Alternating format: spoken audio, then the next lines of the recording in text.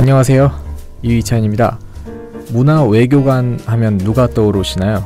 오늘은 문화외교관이라고 소개해드리고 싶은 이연성 성악가 선생님을 모시고 방송을 하게 됐습니다. 보드카 먹은 불곰 49회 시작하겠습니다. 오늘의 게스트, 저는 개인적으로 어딜 가면 왕의 남자라고 소개를 합니다. 이연성 선생님 소개하겠습니다. 네, 안녕하세요. 성악가 베이스 이연성입니다. 반갑습니다. 네, 반갑습니다. 사실 예전부터 모시고 싶었는데 워낙 또 해외 공연도 국내 공연도 활동이 바쁘신 분이라서 어렵게 저희가 모시게 됐습니다. 일단 러시아 정치 엘리트라고 하면은 푸틴 대통령, 메드베제프 총리, 그리고 마트베이엔코 상원 의장이 있거든요. 그 세 분 앞에서 노래를 하셨습니다. 아무래도 성악을 하셨다 보니까 또 음악을 하시는 분으로서 러시아에 어떻게 가시게 됐는지 잠깐 들어보니까 파란만장한 라이프 스토리가 있더라고요. 또 한국에서도 활발하게 활동을 하고 계시는데 그런 이야기들까지 열심히 파헤쳐 보겠습니다. 보드카 먹는 불곰인 줄 알았어요. 그래서 오면 좀 보드카를 먹으면서 뭘 하는 건가 이렇게 생각했는데 오면서 이렇게 검색을 해보니까 보드카 먹은 불곰이더라고요. 그래서 그럼 먹고 왔어야 되는 건가? 먹은 불곰이라서 좀 그런 아쉬움이 좀 있습니다. 저는 1988년 우리나라 서울올림픽 있을 때, 그러니까 제가 88학번입니다.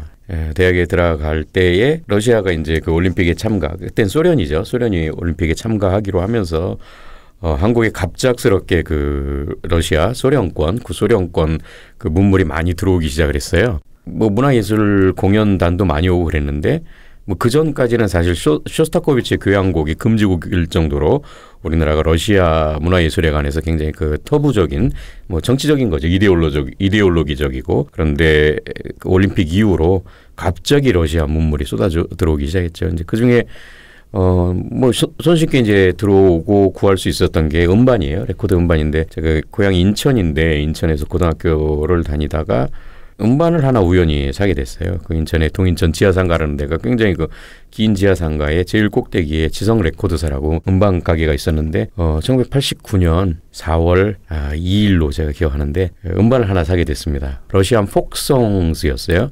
뭔지 모르고 일단 사서 집에 와서 듣다가 3번 트랙을 듣는 순간에 그야말로 미쳐버렸습니다. 3번 트랙의 제목이 스텐카라진이라는 곡이었는데 스텐카라진은 이제 그 농민혁명을 주도했던 러시아의 그 혁명가이기도 한데 첫 줄을 제목으로 해서 하천의 섬 곁에서 이렇게 부르게 돼요. 이자 오스트라바나 스트레션 이래갖고 그 곡을 듣는데 내가 여태까지 들었던 서양의 어떤 음악들, 독일 음악, 독일 성악곡도 불러봤고 이태리 성악곡도 불러봤는데 세상에 이렇게 아름다운 노래가 있을까? 이렇게 웅장하고 멋있는 노래가 있을까? 그래서 이걸 배워보고 싶다고 생각은 했지만 88년도는 아직 수교가 안 이루어졌을 때잖아요.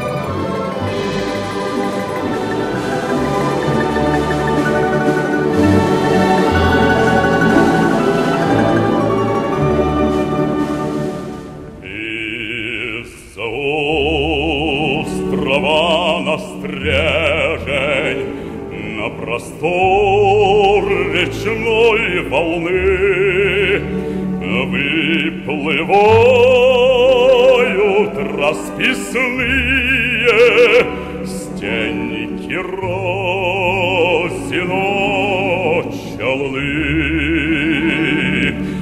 На переднем Стенька Разин, обнявшись, сидит с княжной, свадебную справляет, самый веселый хмельной.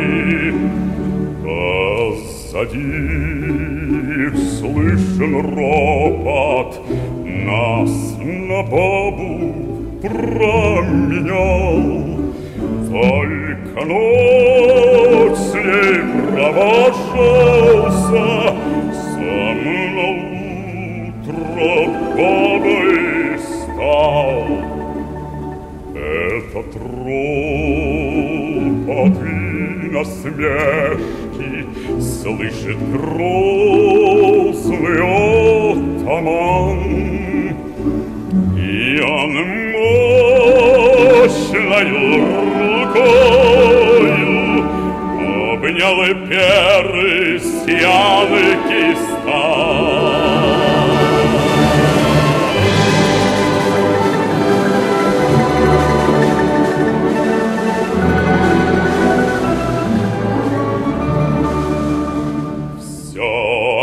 Отдам, не пожалею, буйную голову отдам.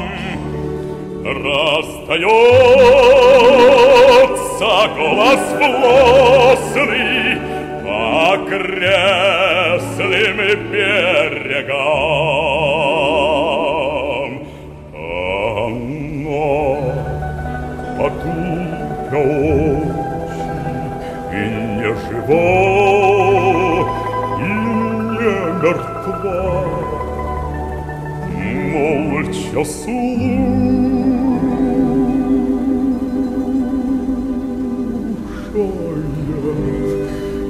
хмельные от самого слова.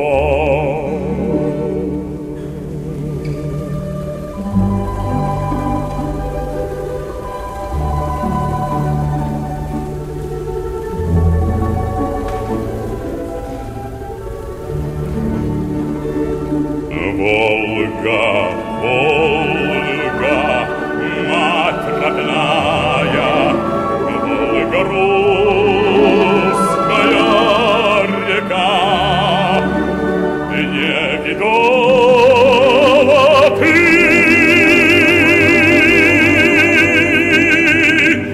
погарка от донского казака. Мощным взмахом поднимает он красавицу княжну и за борт ее бросает в набежавшую воду.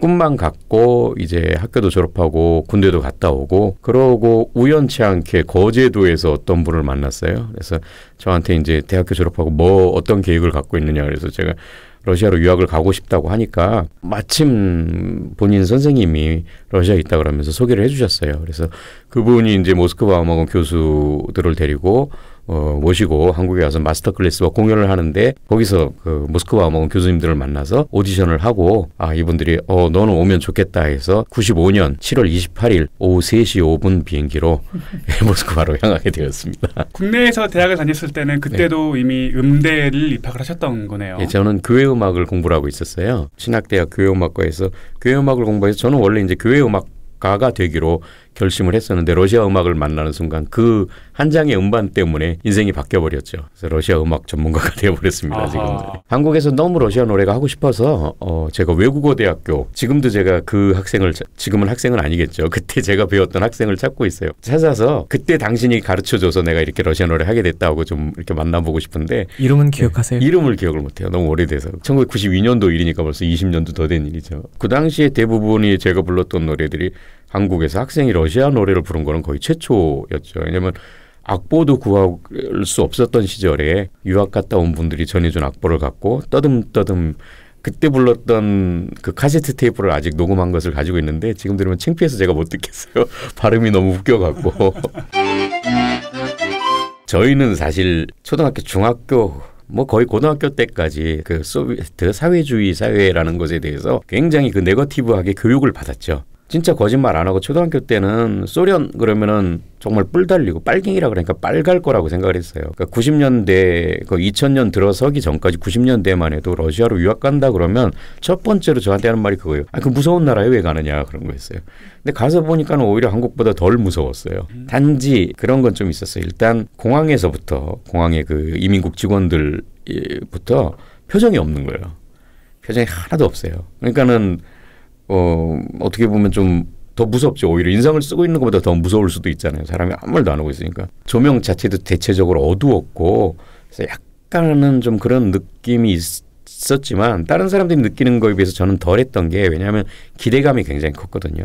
러시아라는 사회에 대해서 굉장히 많은 기대를 하고 갔고 솔직히 말해서 이렇게 공항에서 내려서 딱 공항 문을 나서는 순간 그 당시에는 그 러시아의 차들이 되게 오래된 차들이 많았어요. 20년, 30년 된 차들. 매연이 굉장히 심했어요. 제가 그 매연 냄새까지 좋았어요. 모든 게 좋았어요. 일단 처음에 학교를 입학을 한 게 아니고 이거는 뭐 솔직히 저도 기억하고 싶지 않은 그 옛날 이야기인데 처음에 좀 그렇게 소개를 하기로 해준 분이 제대로 된 루트로 안 하고 좀 자기만의 길로 저를 안내를 해서 그것 때문에 제가 한 1년 반 정도 고생을 했어요.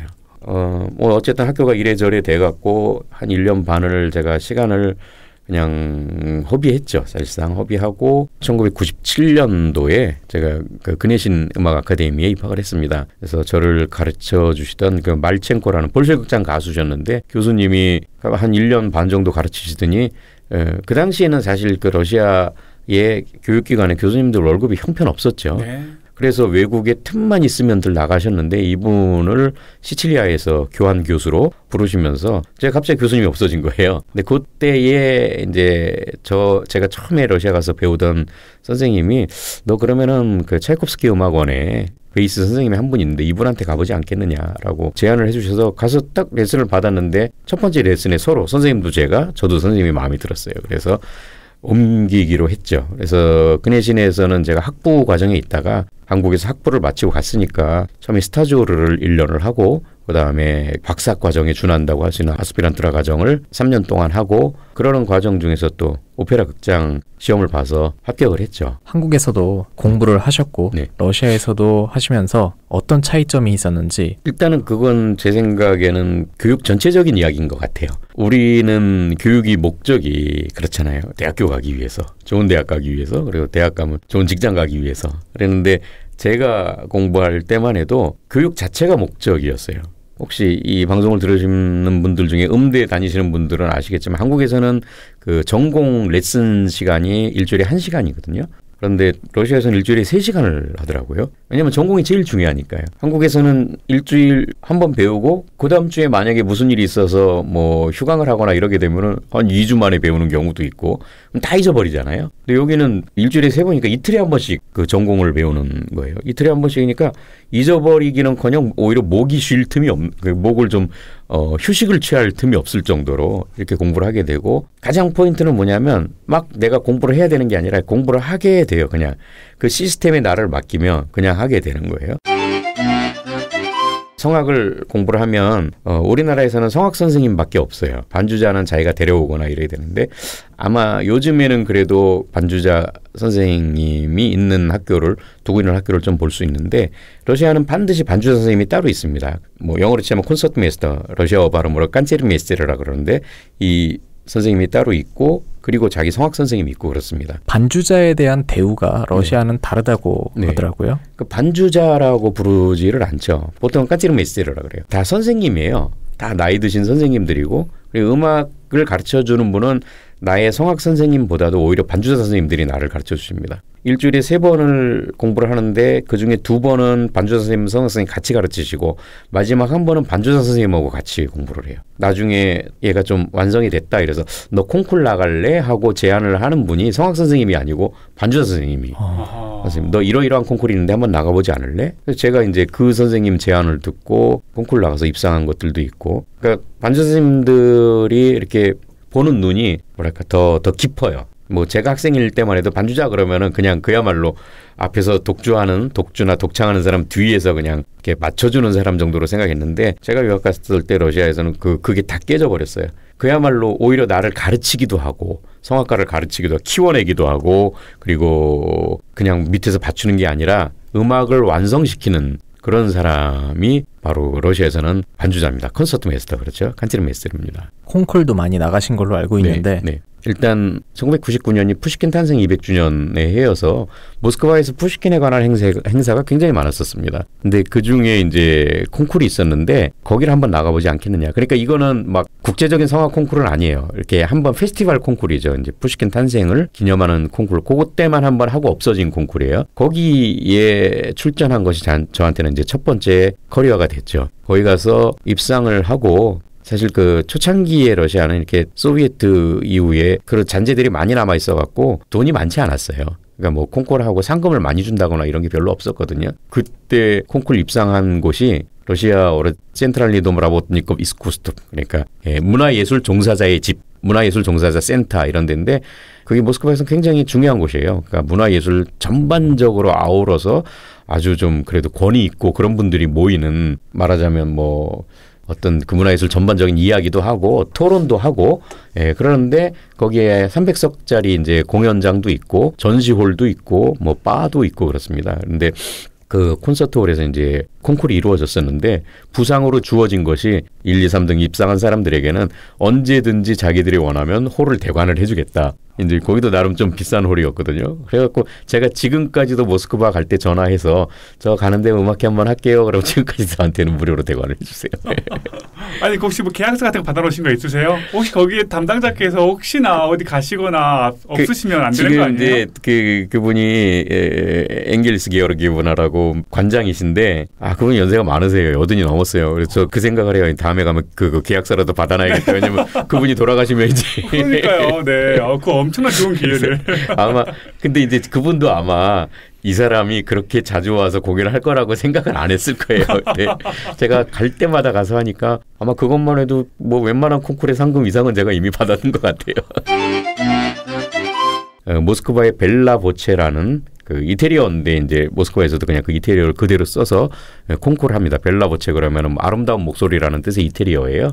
근데 그 성악 콩쿠르이 모스크바에서 열렸는데 그거는 이미 한 좀 역사가 있는 콩쿠르예요. 모스크바에서 중심으로 열리지만 사실은 전 러시아 콩쿠르예요. 후세라시스키 콩쿠르스 그래요. 그 전 러시아 콩쿠르인데 1999년 5월에 제가 출전하면서 국제 콩쿠르이 됐어요. 제가 외국인이잖아요. 제가 한 명 그렇죠. 출전하면서 이게 갑자기 국제 콩쿠르이 돼버렸어요. 이게 제가 잘하고 못하고를 떠나서 출전하는 것만으로도 이제 러시아 국내 콩쿠르에서 국제 콩쿠르이 됐죠. 그런데 거기다가 제가 다행히 거기서 그랑프리를 했어요. 그러니까 푸시킨 콩쿠르 같은 경우에는 이제 완전히 음악 전문 콩쿠르는 아니었기 때문에 거기는 신앙송 분야도 있고 기악 분야도 있고 그랬거든요. 근데 이거는 성악 콩쿠르로 러시아에서는 유명한 콩쿠르여서 저의 커리어에 아주 첫 번째 족적을 남겼다고 할 수 있고요. 그러면서 이 콩쿠르를 나가라고 하셨던 분이 저희 학교 앙상블 선생님, 모스크바 공원의 앙상블 선생님이었던 에브게니아 미카일로바 아리피에바 라는 그 피아니스트예요. 이분이 이제 깐체르 메이스터, 콘서트 메이스터죠. 이분은 또 그러면서 동시에 스타니슬랍스키 오페라 극장의 콘서트 메이스터 그룹의 리더였어요. 굉장히 좀 이 끝발이 있는. 그렇죠. 예, 그야말로.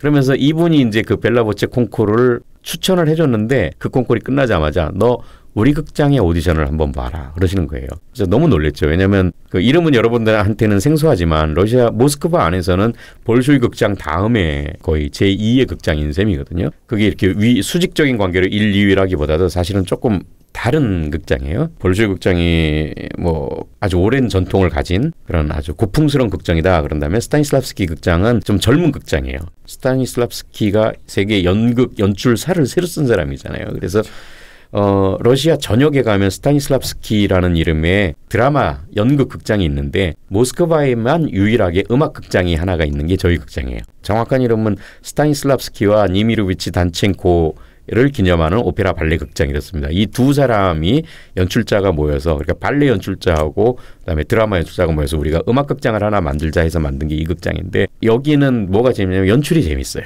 그러니까 뭐 예를 들어서 이렇게 책 위에 먼지를 털어내는 것 같으면 연극에서거나 이렇게 그냥 툭툭 터는데 오페라 극장 크잖아요. 막 2,000석 이러니까는 사실 앞에서 뭐 턴다고 뭐가 실제 먼지가 있거나 없거나 잘 안 보이잖아요. 그런데 거기에 조명을 쏘면서 위에 용각산 같은 걸 뿌려놔요. 탁 하면 먼지가 확 보이게. 그래서 저 책이 오랫동안 저 자리에 있었구나 하는 느낌을 가질 수 있더라고요. 관객이.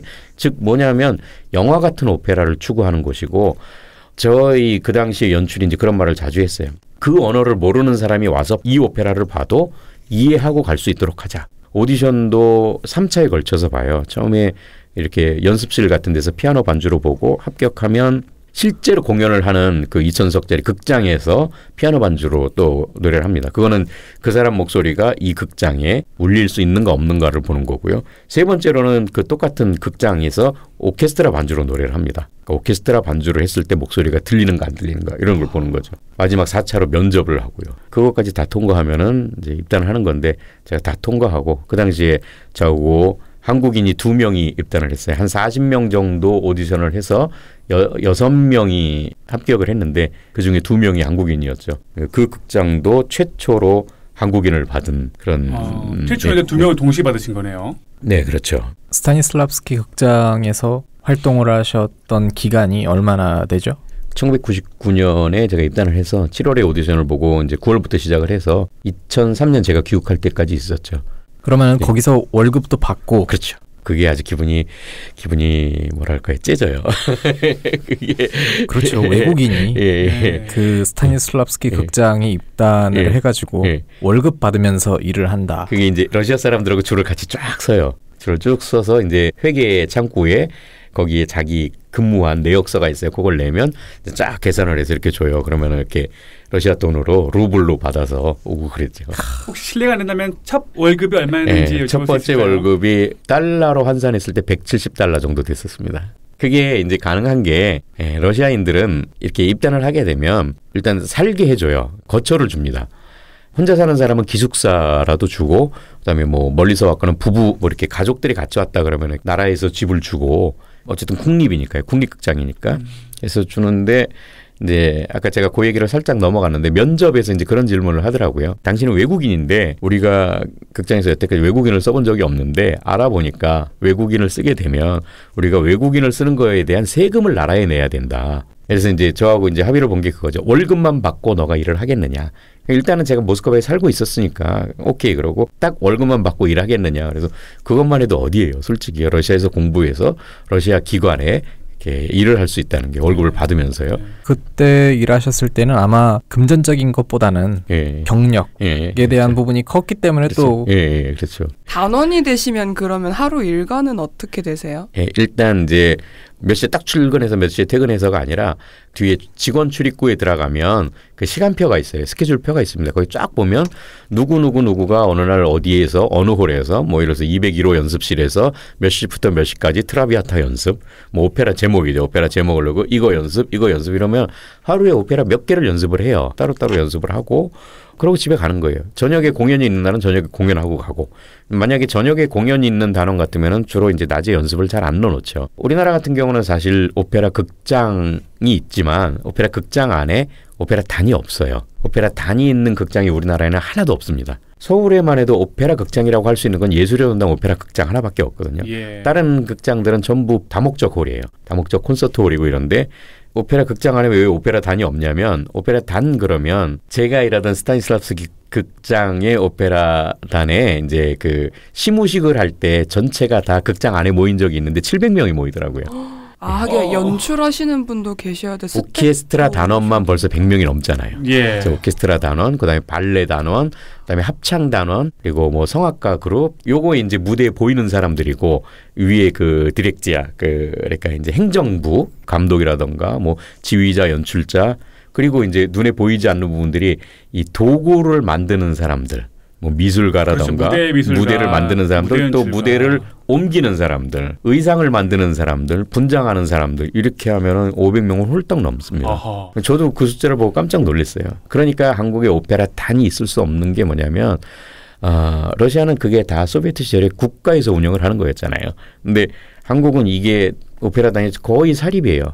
한국의 국립오페라단과 서울 시립오페라단의 시립오페라단 빼고는 거의 사립이기 때문에 오페라 단을 둘 수가 없는 거예요. 굉장히 큰 부담일 수 있겠네요. 단원도 없어요. 그때 이렇게 초청을 해서 공연을 합니다. 솔직히 좋다 나쁘다 말할 수는 없죠. 이제 그냥 디퍼런스일 뿐이에요. 서로 다른 건데 솔직히 단점이 많죠. 왜냐하면 오페라 극장 안에 단원이 있으면 늘 모여서 연습을 하니까 완성도가 높잖아요. 한국에는 이제 좀 완성도가 좀 불안불안하죠.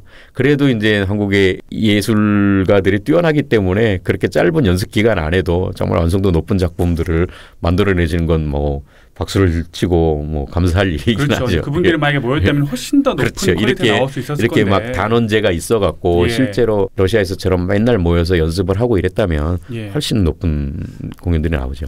매주 또는 매일 공연이 있나요? 일주일에 화요일 하루 빼고 매일 공연이 있습니다. 아, 그럼 보통 다 차는 편인가요? 다 차요. 아하. 특히 우리 극장의 그 백주의 호수는 저 안표도 없을 정도로 전석 매진이 되는. 근데 일단 관광객들도 많고요. 또 다른 도시에서 오는 사람도 있고, 그리고 그 겨울에 보면은 한국 관광객들을 데려가면 이분들이 깜짝깜짝 놀라시는 게 눈이 오고 이러니까는 그 겨울에 굉장히 외투가 두껍고 이렇잖아요. 근데 네. 오페라 극장에 들어오면 1층에 옷을 맡기는 것에 그 옷을 딱 벗으면 여자분들은 아주 막 화려하게. 예, 화려한 블링블링한 그런 옷에다가 막 하이힐로 갈아 신으시고 그 오페라를 보려고 그렇게 준비를 하고 오시는 거예요. 그래서 관광 가신 분들이 굉장히 당황하는 걸 막 청바지에 슬리퍼 신고 가서 막 당황하고 그런 걸 볼 수가 있었죠. 아, 그러면은 그 시즌이라고 하시면 뭐 9월 시즌이면은 9월에서 그 다음 해 7월 초까지 가는 거죠. 예, 그게 한 시즌이에요. 스타니슬랍스키 극장에서 활동을 하시다가 네. 한국으로 돌아오셨죠. 네. 돌아오게 된 계기가 있을 것 같은데요. 예. 일단은 돌아오려고 생각을 안 하고 있었어요. 돈이 많지는 않지만 어쨌든 잡이 있고 그게 돈만 버는 직업이 아니고 또 상당한 명예도 있는 거고, 그리고 사실 앞으로 좋은 미래도 있고 그런 상황이었었는데 한국의 국립오페라단에서 이제 초청을 받았어요. 한국의 그 베르디 오페라 페스티벌을 하는데 출연을 해달라고 초청을 받아서 그때 저희 선생님 모스크바 음악원의 저희 선생님과 같이 초청을 받았습니다. 그래서 둘이 한국에 왔는데 이제 거기에서 그 아까 그 문화일보에 그 제목이 나오는 거예요. 계약서를 쓰고 있는데 뭐 깜짝 놀랐어요. 야, 내가 몸값이 이렇게 됐었구나. 근데 저기는 월급이 그거의 20분의 1이었구나 이렇게 생각을 했죠. 그래서 굉장히 좀 사실 좀 고무되어 있었고, 그리고 시설 면에서도 지금은 이제 모스크바의 그 스타니슬랍스키 극장도 새로 지었어요. 사실 화재가 한 번 있었어요. 제가 한국에 와 있는 사이에. 그래서 아주 다시 새로 지어서 시설도 굉장히 좋아지고 그랬었는데 그 당시만 해도 뭐 아주 옛날 마룻바닥 있잖아요. 예. 그 이렇게 우리나라 옛날 초등학교에서 막 왁스로 광내고 그랬어야 되는 그런 마룻바닥이고 그랬었는데 한국에 와서 보니까 예술의 전당 너무 시설도 좋고 대기실도 막 깔끔하고 잘 돼 있고 예. 이래서 뭐 어쨌든 그러고 있는데 이제 그보다도 문제는 뭐냐면은 공연이 끝날 때가 되니까 다른 콜이 하나가 들어왔어요. 다른 오페라에 앞으로 2달 뒤에 있는 오페라에 보통 한국에서 오페라 하나를 준비하는데 2달 정도 준비를 해요. 좀 그랜드 오페라를 준비할 때 그렇습니다. 좀 작은 거는 뭐 한 달에서 한 달 반 정도인데 2달 정도를 준비하기 때문에 이게 끝나자마자 저 오페라를 해야 되는 거예요. 근데 제가 2달 휴가를 받아서 들어온 거거든요. 스타니슬랍스키 극장에. 솔직히 그것도 안 주시려고 했어요. 생각해보세요. 그 7, 8월에 2달을 휴가를 가는데 겨울이 원래 가장 시즌이거든요. 겨울에 예. 공연이 제일 많아요. 근데 그때 제가 1월 달에 한국에 가겠다고 하니까 거기다가 제가 또 입단 초창기 단원인데 휴가를 안 주시려고 했는데 저는 이 공연이 너무 하고 싶었거든요. 한국에서. 어쨌든 저를 좀 알리고 싶었고 그래서 들어와서 했는데 또 초청이 들어온 거예요. 그때는 이제 월급 차이가 보였죠. 두 번째 작품도 너무 좋은 작품이었어요. 그래서 이거를 해야겠다고 생각을 했어요. 그래서 저쪽에 이제 연락을 했더니 뭐 굉장히 목소리가 안 좋으시죠. 넉 달을 비워야 되는 거니까요. 이제 예. 들어온 지 이제 3년 되는 단원이. 그래도 저는 뭐 여러 가지 생각을 하게 됐죠. 그래서 사실상 한국에 눌러 앉게 됐어요. 그렇게 초청을 4번을 받았어요. 한국에서 연속해서. 요거 끝나니까 요거 끝나니까 요거 끝나니까 요거 이래갖고 1년이 지나갔어요. 뭐 돈에 눈이 어두워서 이건 아니고 예. 당장 예. 살아야 되니까. 그렇죠. 살아야 되는데 이게 수준이 너무 다르잖아요. 최근에 모스크바 가시면은 관계자들을 좀 만나시나요? 그 극장은 갈 때마다 꼭 일단 첫 번째로 저를 극장에 소개해 주신 반주자 선생님. 예, 그분은 한 번은 재작년에 갔다가 너무 일정이 안 맞아서 못 뵙고 돌아오는 날 저녁에 비행기인데 낮에 가서 뵙고 오려고 했는데 막 그것도 굉장히 빡빡해졌어요. 그래갖고 선생님께 연락을 드렸죠. 선생님 이번에 못 뵙고 갈 것 같습니다. 그랬더니 이분이 하시는 말씀이 그래 사람은 자기가 중요하다고 생각하는 곳에 있기 마련이야 라고 얘기하시는 거예요. 순간 등에서 땀이 정말, 왜냐면 제가 그 선생님 성격을 아시니까요. 저를 좋아하시고 갈 때마다 그렇게 반겨하셨는데 그 말 뜻이 무슨 뜻인지 제가 알겠는 거예요. 사람은 자기가 중요하다고 생각하는 곳에 있기 마련이야 라고 딱 얘기를 하니까 중요하게 생각 안 하는구나. 예. 그렇게 되는 거잖아요. 그래서 제가 바로 선생님 어디 계세요? 바로 달려갔어요. 제가 잘못했습니다, 선생님. 그렇죠. 바로 꿇었죠. 비행기 안 놓치셨어요? 그러니까 다른 약속을 취소를 해버렸죠. 결국은요. 예, 다른 약속을 취소하고 가서 뵀더니 거기서도 분이 가시지 않으셨는지. 근데 한편으로 너무 고마운 거예요. 그만큼 저를 사랑해 주신다는 이야기고. 예. 그래서 꼭 가면 선생님 뵙고 오고 있고 모스크바 음악원에서 저를 그 오페라로 데뷔시켜 주신 지휘자 선생님이 있어요. 이분은 제가 관까지 맨 분이에요. 제 인생의 관 맨 유일한 분이에요. 돌아가셨군요. 예. 네. 이분이 이제 제가 모스크바 음악원 처음 갔을 때 저를 되게 좋아하셨어요. 이유는 모르겠는데 되게 좋아하셔갖고 저한테 너 이 배역을 줄 테니까 2달 만에 오페라 쓸 수 있도록 준비할 수 있니? 그래갖고 예, 해야죠. 그래갖고 열심히 해갖고 그분 덕분에 이제 모스크바 음악원에서 오페라를 처음 하게 되고 그 이후로 계속 하게 됐는데 여름 지나고 났더니 여름 이제 방학 2달이잖아요. 지나고 났더니 갑자기 대머리가 돼서 오신 거예요. 물리치료를 받으시느라고. 근데도 이분이 그렇게 유쾌하세요. 나 예쁘지? 막 이러면서. 근데 결국 그 다음 해 3월 12일 제가 날짜까지 기억하는 게 제 생일이 3월 19일인데 일주일 전에 돌아가셨거든요. 아이고, 네, 안타까우셨겠어요. 예, 그래서 제가 관까지 메고 가서 러시아는 이렇게 그 땅에 묻기 직전에 관 뚜껑을 한 번 더 열어요. 한번 보고 입맞춤을 해요. 전 그때 사람이 죽으면 이렇게 차가워지는구나 하는 걸 느꼈죠. 그냥. 정말 소름 끼치게 차갑더라고요. 그래서 그 묘지에 제가 모스크바에 갈 때마다 꼭 가요. 모스크바에 갈 때마다 꼭 가는 두 묘지가 있어요.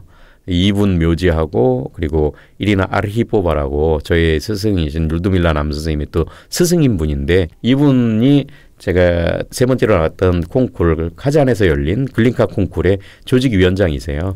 이분도 그 콩쿠르에서부터 저를 굉장히 많이 도와주시고 지금까지 그분 남편의 도움을 많이 받고 있죠. 아주 모스크바 유학 시절 이야기만 들어도 정말 파란만장합니다. 한국 복귀 얘기를 하기로 했는데 아직 복귀를 못했네요. 그렇죠? 예. 그래서 저희가 러시아 유학 생활의 이야기를 들어봤는데요. 이현성 선생님의 노래로 1부를 저희가 마무리하면서 2부에서는 국내 활동 이야기로 이어가 보겠습니다.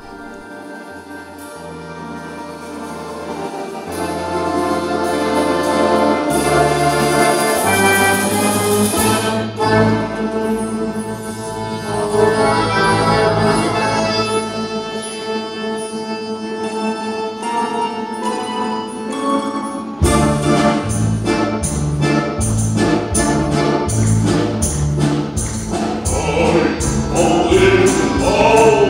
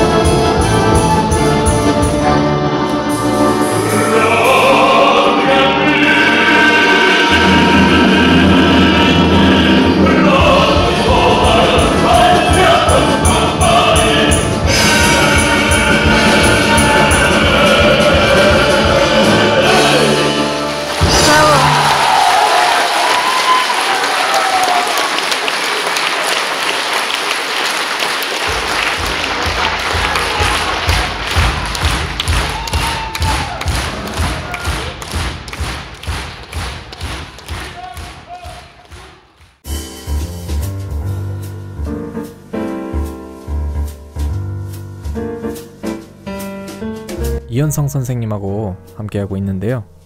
2부에서는 본격적인 국내 활동 이야기와 그 밖에 해외 공연 이야기도 한번 해보겠습니다. 자, 그렇게 해서 국내 활동을 시작을 하셨어요. 네. 러시아 노래를 부르셨을 것 같은데요. 네네. 그때 당시에 한국에서 러시아 노래를 부르는 사람들이 얼마나 됐었나요? 일단 처음에는 아까 말씀드린 것처럼 이렇게 오페라를 하러 귀국을 해갖고 한국에 그 전까지 한국에서 러시아 오페라가 올려진 적은 없어요.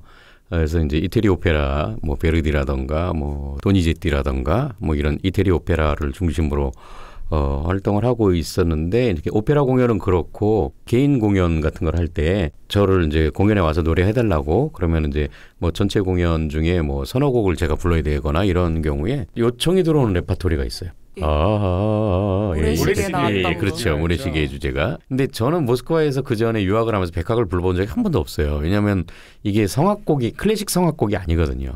그러니까 좀 대중화된 그렇죠. 예. 대중가요에 속하는 거죠. 예. 그쪽 분야가 더 가깝죠. 네. 이제 하지만 클래식 성악가도 부르긴 부릅니다.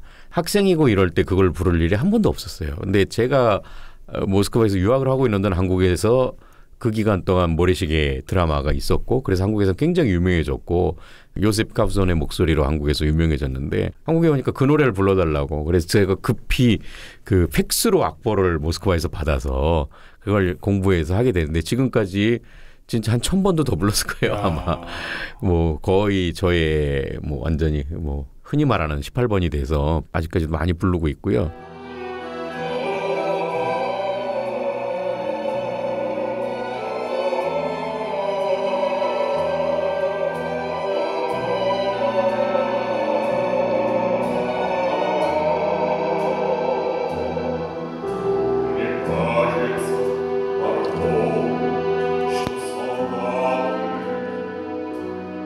Скрывал, и мчит, и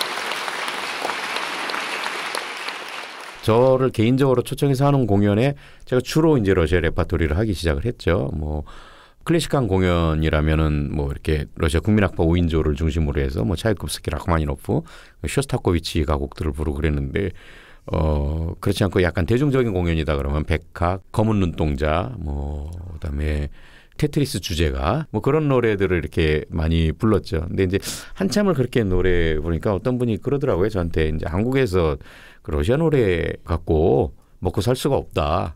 레퍼토리를 바꿔라 이렇게 말씀을 하시는 거예요.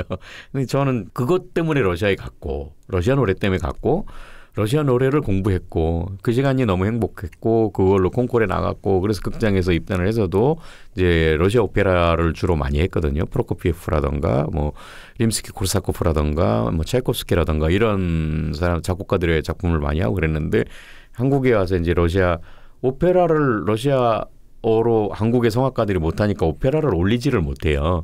그러면 이제 개인적인 공연에서라도 제가 러시아 노래를 부르고 싶은데 레퍼토리를 바꾸라는 말이 조금 제가 충격적이었죠. 그렇지만 당황하지 않고 제가 계속해서 러시아를 노래를 불렀고 또 그걸 좋아해주는 팬들도 생기고 약간 그 연세가 드신 분들 중에 그 러시아에 대한 향수가 있으신 분들이 있으셨어요. 그러니까 어떤 분 같은 경우는 전직 그 교육부 장관이셨던 분인데 어떻게 저 공연에 오셨어요. 근데 그분이 고등학교 시절에 그때 이제 6.25 때 천막고등학교 이렇게 피난하면서 이렇게 천막에서 배우고 이럴 때 음악 선생님이 윤희상 선생님이셨대요. 근데 이 윤희상 선생님이 축음기 있죠. 이렇게 그 나팔처럼 생겨갖고 그 음반으로 샬리아핀이 부르는 볼가강의 뱃노래를 듣고 자기가 고등학교 시절을 당신이 보내셨는데 실제 실연을 듣고서는 또 너무 좋으셨다 그러시면서 저한테 명함을 주셔갖고 제가 공연 있을 때마다 그분을 꼭 초청하고 그랬었죠. 그러다가 드디어 제 공연에서 러시아 사람을 하나 만나게 됐어요. 이제 러시아 분은 이제 우리나라하고 뭐가 다르냐면은 보통 우리나라는 한 사람이 나와서 두 곡을 하면 두 곡 끝날 때까지 첫 곡 끝나고 박수를 안 쳐요. 뭐 세 곡 해도 그렇고 그러면 세 곡 끝나고 박수 치고 그러는데 러시아 사람들은 한 곡 하고 끝날 때마다 계속 박수치고 브라보 하고 뭐 거기다 너무 좋으면 그 공상당 박수 있죠. 짝짝짝짝 막 또 꽃가 좋은 사람은 가져 들어와서 꽃도 주고 이러는데 어떤 공연에 갔는데 어떤 분이 그렇게 박수를 한 곡 끝나고 박수 한 곡 끝나고 박수치고 그러는 거예요. 그래서 만나서 인사를 했는데 주한 러시아 대사관의 교육감이시라는 거예요. 그 당시에는 대사관이 대치동에 있을 때였어요. 그때 이제 그 대치동에서 만나서 점심을 따로 한번 먹고 대사관을 이쪽 지금의 광화문으로 옮기고 나서 우리 행사에 한번 와라 그래서 이제 행사에 한번 갔다가 제가 대사관에서 뭐 음악회를 한 적이 있어요. 저 오케스트라를 데려가서 지금 생각해도 내가 그걸 도대체 어떻게 했지 싶은데 집에 사진도 있는데 오케스트라를 한 40명 정도 이렇게 데려가서 송년 음악회를 한번 2003년 이렇게 제가 들어온 해의 겨울에 12월 26일로 제가 기억하는데 그렇게 음악회를 한 게 2년이 돼서 그 해부터 해서 제가 여태까지 대사관에서 굉장히 노래를 많이 했죠. 그 당시에 대사는 그 이름도 발음이 힘든 제이무라스 아따라비치 라미시빌리 그루지아 시빌리 이러면 그루지아 사람이잖아요. 라미시빌리 대사라고 그분이 대사하셨는데 그분이 만약에 지금 여기 한국에 계시다면 이 보드카 먹은 불고기 꼭 한번 초대를 해야 되는 게 정말 보드카를 잘 드세요. 내가 술대사라고 그랬는데 하여튼 뭐 대사관에서 공연을 하다 보니까 대사관에 오시는 분들 이런 분들을 많이 만나게 되는 거예요.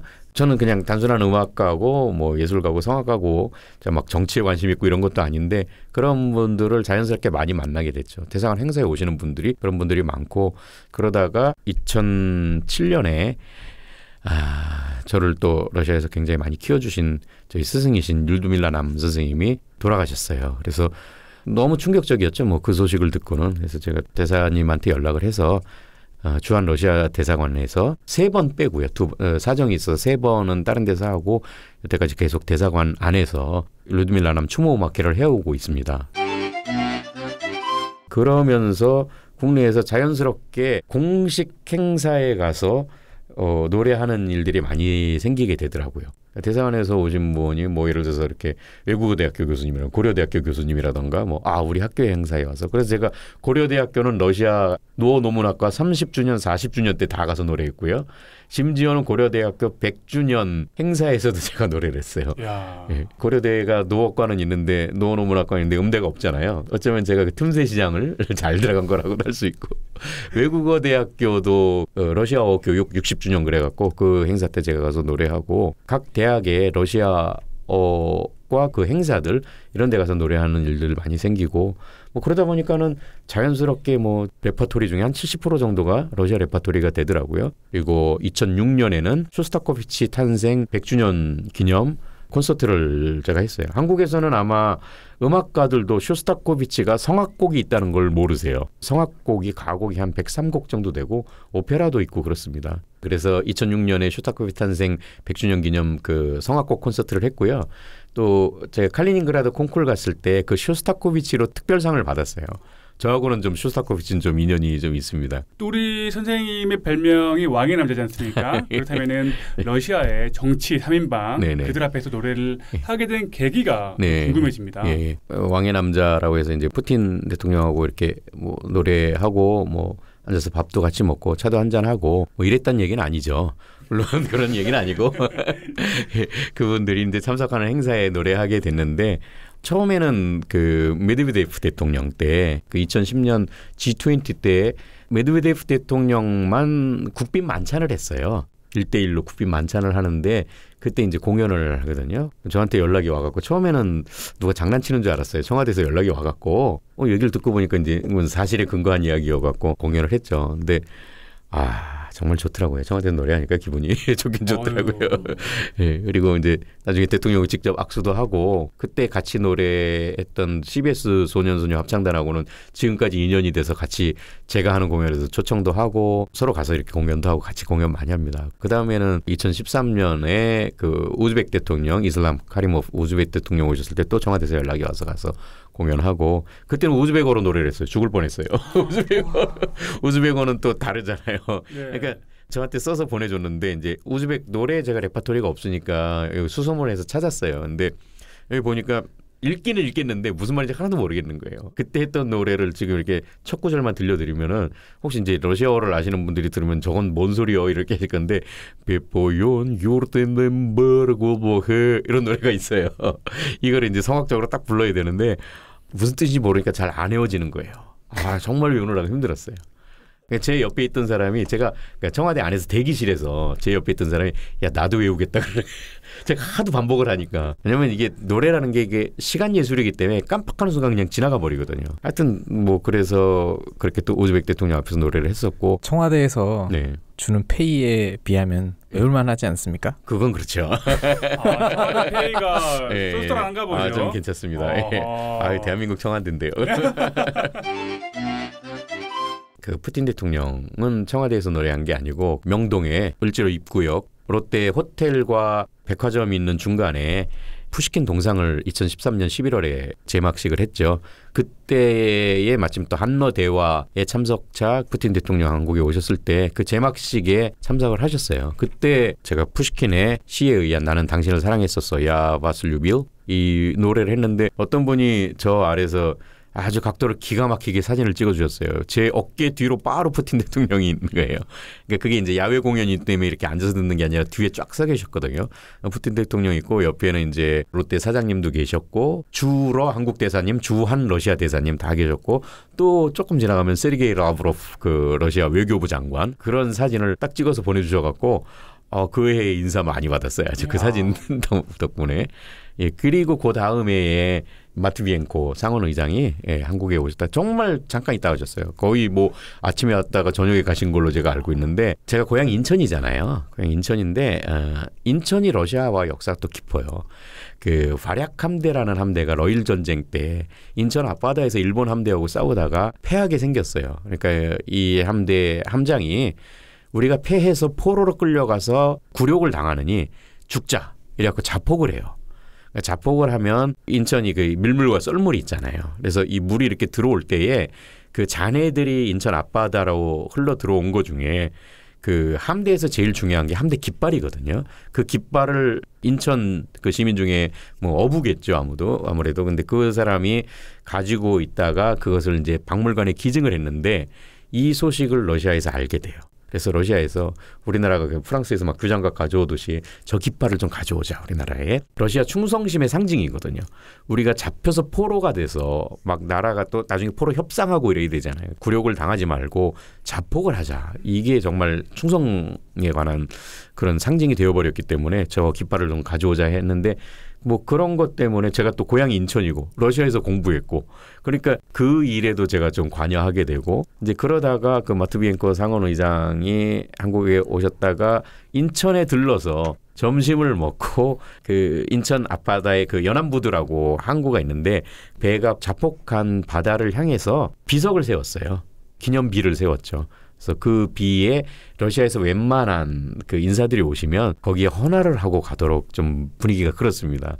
그래서 그렇게 해서 인천에 오셨을 때 제가 그 앞에 가서 또 노래를 했었죠. 원래는 점심을 드시고 2부의 공연을 하기로 되어 있었어요. 근데 일정이 굉장히 밀려갖고 밥을 빨리 먹어야 되는 거예요. 그래갖고 그 서빙하는 사람들도 여유 있게 가져오는 게 아니라 뒤에 서 있다가 접시 비우면 싹 바꾸고 막 이러는 정도로 이렇게 좀 분위기가 급박한 상황이었기 때문에 이제 저한테 양해를 구하더라고요. 미안하지만 식사하는 중에 좀 연주를 해줬으면 좋겠다 그랬죠. 그래갖고 이제 딱 서갖고 제가 요즘에 자주 부르는 그 먼 길을 따라서 따로고이 들리는 거 시작하는데 예할리나 트로이케 수부멘쌈이 딱 예할리나 딱 그러니까 이분이 써시던 그 나이프 포크를 탁 놓으시고 고개를 싹 돌리시는 거예요. 이분들이 빨리 먹고 가야 되거든요.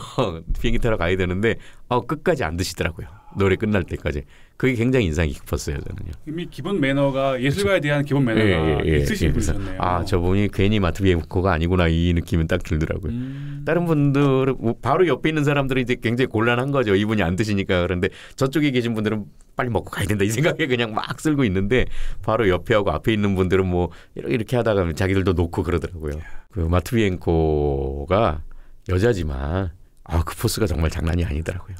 뭐 푸틴 대통령이야 그 푸틴 대통령과 악수한 그 느낌은 정말 잊을 수가 없죠. 세계 최고의 권력자잖아요. 근데 뜻밖의 부드럽기는 했어요. 푸틴 대통령이 원래 지각하기로 유명하잖아요. 그러니까 저희가 5시에 가서 기다렸는데 아니 4시부터 가서 기다렸는데 원래 그게 4시에 해야 거기서 끝나고 6시쯤에 힐튼 호텔에서 한러 대화를 오셔서 시작을 해야 되는데 청와대에서 그 을지로 입구까지 오는데 1시간 반을 정말 많은 사람들이 거기 서서 기다리는 거예요. 11월 갑자기 추운 날이었어요. 그날이요 또. 어떤 기자가 물어봤어요. 그래서 왜 이렇게 당신은 항상 늦으십니까? 그랬더니 푸틴 대통령이 대답하기를 내가 늦는다고? 내가 도착하면 항상 시작하던데. 내가 도착하면 시작하던데 내가 늦는다고?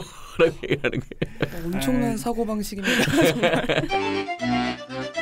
러시아에서 한국 사람들이 잘 못 가본 혹은 가볼 일이 없는 지역에서도 공연을 많이 하신 걸로 알고 있는데 네네. 인천에서 처음에 귀국해갖고 인천에 이제 교회를 다녔는데 거기에서 이제 러시아어 예배가 있었어요. 거기를 좀 도와서 봉사를 했는데 교회 나오는 분들이 대부분 이제 근로자들이시죠. 외국인 노동자들.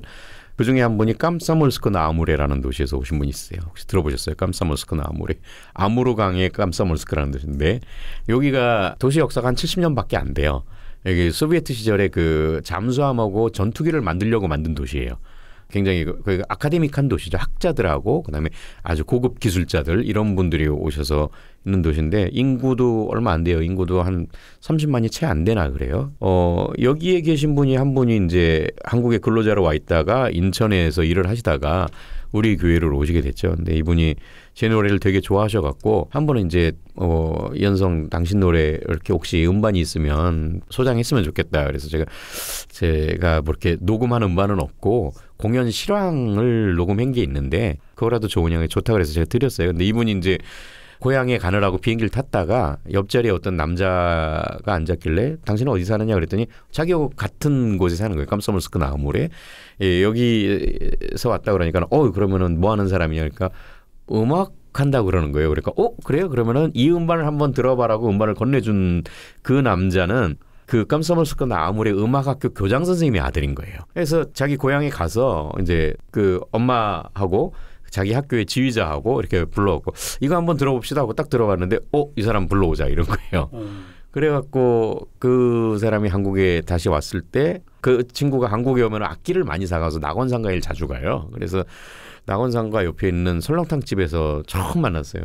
아주 맛있게 깍두기를 먹는 모습을 보고 제가 근데 한국말도 조금 하고 한국에 한 5, 6년 정도 살았었더라고요. 자기도 와서 밤무대 이런 데 가서 음악도 하고 뭐 노동도 하고 그렇게 돈을 벌어서 낙원상가에서 악기를 사갖고 들어가고 이런 일을 좀 했더라고요. 가면은 좀 비싸게 팔 수 있었나 봐요. 자기 학교에서 자기도 가르치고 피아노를 잘 쳐요. 저는 그 그 친구 때문에 알게 된 한국 노래가 있어요. 사랑이 날 아프게 해요. 사랑이 날 또 울게 하네요. 하는 노래를 네. 한국말로 자기가 피아노 치면서 불러요. 이 친구가. 이야. 그만큼 한국을 좋아하는 거예요. 그래서 한국에서 음악가를 데려오자라고 아마 마음을 먹고 있었나 봐요. 그러는 와중에 이렇게 CD가 전달이 돼갖고 제가 간 해에 그 음악회 이제 컨셉이 뭐냐면은 이현성과 아이들 뭐 그런 컨셉이었어요. 그래갖고 2시간 공연에 제가 1시간 한 20분 정도를 노래를 했죠. 한 번 공연 가면 진짜 한 10몇 곡씩 제가 부르고 그랬었어요. 2006년이었고 그게 2년이 돼갖고 그 이후로 5번인가 더 갔죠. 예, 심지어는 제가 그 공연 하러 갔다가 재작년에 그 공연 11월에 초청받아서 가면서 제가 사귀고 있던 아가씨를 데리고 같이 가서 무대에서 프로포즈도 했습니다. 이야. 크라스나야르스크 오페라 극장은 제가 현재 객원 단원으로 되어 있습니다. 거기 오페라 극장 홈페이지 가보면은 그 객원 단원들 프리그라션의 셀리스트도 쭉 있는데 거기에 이제 제가 이름이 딱 하나 저하고 아마 몽고 사람하고 둘이 동양인 얼굴이 있을 거고요.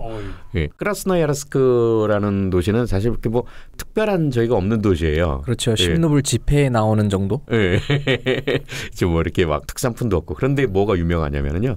클래식 성악을 좋아하시는 분이라면 은발의 바리톤으로 유명한 한국에서 조수미 씨하고 자주 같이 노래하는 드미트리 흐브로스톱스키라는 성악가의 고향이에요. 성악가가 좀 많이 나오는 도시예요. 그 저를 좀 지금까지 도와주고 있다는 글린카 콩쿨 이후로 도와주고 있다는 볼쇼이 극장의 가수가 있습니다. 볼쇼이 극장 성악가인 이분이 고향이 거기여서 그분이 저를 초청을 해주셨어요. 이분이 이제 2010년에 한러수교 20주년 기념 공연을 하러 한국에 오셨다가 저보고 이제 너 우리 고향에 가서 한번 공연했으면 좋겠다 그러셨어요. 그러더니 이제 5년 만에 저를 초청을 해주셨어요. 그래서 2015년에 가서 공연을 하고 거기에서 이제 우리 객원단원이 되어달라 그래서 알겠다 그러면 뭐 공연 있을 때 불러주세요 하고 저는 그냥 말로 그냥 그러는 줄 알았더니 왜냐하면 따로 이렇게 계약서 같은 것도 안 써서 그리고 한국에 와서 홈페이지 들어가서 보니까 떡 제 사진이 거기 올라가 있는 거예요. 그러더니 작년에 그렇게 2번을 불러줬죠. 봄에 하고 그리고 10월에 또 부르고 지금 올해도 가을에 갈 계획을 갖고 있습니다. 보통 그렇게 해외 공연 나가시면은 네. 러시아에서는 대우를 잘 해주는 편인가요? 예, 괜찮은 편이에요. 그리고 러시아가 그 이쪽 수도 쪽보다도 사실 약간 시골 쪽에서도 잘해줘요. 출연료도 많이 주고 모스크바야 사실 넘치잖아요. 돈 싸들고 와서 하고 싶어들 하고 그러거든요. 그러니까 저 같은 경우도 부르면은 모스크바에 있다는 전제로 불러요. 그러니까 뭐 출연료하고 먹고 자는 거는 해주는데 항공료만 제외하고 주는 거예요. 근데 다른 도시 크라스나야르스크라던가 아까 말씀드린 깜사몰스크라던가 이런 도시는 이제 모든 비용 다 하고 출연료하고 이렇게 해서 줘요. 이제 공연뿐만은 아니라 누구에게 가르침을 주신다거나 좀 심사 활동을 하시는 것도 있을 것 같아요. 이제는 혹시 그런 거에 대해서 이야기를 좀 해주세요. 예를 들어서 그 깜사몰스크에 가면 제가 공연만 하는 게 아니고 그러니까 이 사람들이 왔으니까 뽕을 빼자 이런 생각을 하나 봐요. 일단 한번 가면 대형 공연 그러니까 우리나라로 치자면 저런 공연이에요. 열린 음악회 같은 공연이에요. 클래식도 하고 막 약간 대중음악도 하고 그러는데 그러니까 제가 분량이 좀 많죠. 거기에 한 1시간 정도를 제가 노래를 하니까 그거를 2번을 해요. 한 번만 하는 게 아니라 그 똑같은 공연을 왜냐하면 러시아니까 땅이 넓잖아요. 뭐 인구가 적다 그래 땅이 넓고 그래서 강을 하나 사이에 두고 이쪽 동네가 있고 이쪽 동네가 있어서 강남과 강북인가요? 그렇죠. 예, 여기서 하고 저기서 하고 이렇게 공연하고 그다음에 조그만 콘서트홀에서 하는 작은 콘서트를 또 한 번 하고 그리고 마스터 클래스를 해요. 선생들이 그렇게 와서 듣고 싶어 한대요. 왜냐하면 그 도시가 이렇게 막 성악적으로 유명한 도시는 아니니까 거기는 원래 전투기와 잠수함이에요. 오로지 사실은. 근데 이제 러시아라는 나라의 특성상 이렇게 음악적인 기관이라던가 뭐 그런 게 잘 돼 있죠. 그래서 전투기 만드는 그 공장에도 합창단이 있어요. 남성 합창단이요. 같이 공연한 적도 있고 그런데 그러니까 이제 성악적으로 막 발달한 도시는 아니기 때문에 성악 선생님들이 되게 궁금한 거예요. 지금 그 세계적으로 한국 성악이 탑입니다. 왜냐하면 이태리, 독일 이렇게 유럽에 가도 한국 성악가들끼리 1, 2위를 콩쿠르에서 1, 2위를 다투고 심지어는 러시아에서는 그동안 1위를 한국 사람한테 준 적이 없는데 재작년인가 그 한국 예종 학생 소프라노하고 베이스하고 둘이 남녀부 같이 1등을 했어요. 그러니까 외국에서 유학도 안 하고 여기 한국 예종만 다니다 가갖고 그럴 정도로 한국 성악이 지금은 이제 세계에서 탑인데 궁금했었나 봐요. 그 도시의 선생님들이 성악 선생님들이 와서 그 마스터 클래스 하는 대로 이렇게 듣고 많이 적어놓고 이렇게 그러게 하시더라고요. 해마다 가서 보면은 그 마스터 클래스 받은 학생들이 굉장히 실력이 들어있는 걸 볼 수 있고 그것도 굉장히 저한테는 보람이고요. 그리고 아까 말씀드린 콩쿨 중에 2000년도에 그 칸트의 고향이라는 칼리닝그라드라는 도시, 여기는 말씀드렸지만 호박으로 또 유명해서 엠버 나이팅게일이라는 콩쿨이 있었는데 2000년도에 제가 콩쿨에 나가서 3위에 입상을 했어요. 그것도 좀 에피소드가 있는 게, 보통 성악 콩쿨은 기악은 안 그런데 성악은 남녀 구분해서 시상을 해요. 남녀 구분해서, 목소리 자체가 다르기 때문에 이거를 서로 다른 악기라고 보는 거죠. 그런데 이 콩쿨만, 그 칼리닝그라드 콩쿨만 남녀 같이 심사를 합니다. 더 힘든 거예요. 모두가 적이에요. 다른 콩쿨은 나가면 남자끼리 적이고 여자하고는 친하게 지낼 수 있어요. 걔네하고는 다툴 일이 없으니까. 근데 이 콩쿨은 여자도 적이 되는 거예요. 근데 그 당시에 1등을 여자가 했고, 이제 점수상으로 제가 2등이라고, 내일이면 결과를 발표할 날인데 오늘 밤에 주최 측에서 전화가 왔어요. 점수가 너가 2등인데 2등이 공동 2등이 됐다. 근데 이제 저한테 묻는, 제가 이제 멀리서 오고 이랬으니까, 그래서 뭐라고 제안을 해주냐면, 그 당시에 뭐 콩쿨 상금이 1등이 $5,000였어요. 러시아에서 열리는 콩쿨 중에 상금이 참 많은 콩쿨 중에 하나였어요. 1등이 $5,000. 그게 2000년도니까 가치로 생각해보세요. 훨씬 지금이 500만 원보다 훨씬 많은 거죠. 1등이 $5,000, 2등이 $4,000, 3등이 $3,000 이랬어요. 근데 2등이 공동 2등이니까 $4,000를 어디서 또 구해오는 게 아니라 이걸 나누는 거예요. 그러니까 2등이 오히려 상금이 적은 거예요. 그래서 저한테 전화를 준 거예요. 저한테 전화를 해서 2등이 둘이어서 2,000불을 받게 되는데 제안을 하겠다. 너가 3등 하면 3,000불을 갖게 되고 2등 하면 2,000불을 갖게 되는데 어떻게 하겠느냐. 어떻게 했겠어요? 3,000불 받아야죠. 그렇죠. 예. 왜냐하면 콩쿨은 1등 아니면 2등이나 3등이나 똑같아요. 돈이죠. 네. 그래서 무슨 소리예요? 제가 3등 해야죠. 3,000불을 이제 나중에 루블로 줬는데, 와, 진짜 이렇게 보따리예요, 보따리. 지금으로 치자면 진짜 한 6,700만 원이라고 봐도 되는 돈이거든요. 그 당시 5,000루블짜리도 없었잖아요. 없었죠. 1,000루블짜리가 있었나요, 그 당시에? 1,000루블짜리 없었어요. 네. 그 당시에 100루블짜리가 아마 제일 큰 거였을 거예요. 그러면 그렇죠? 600장 받으신 건가요?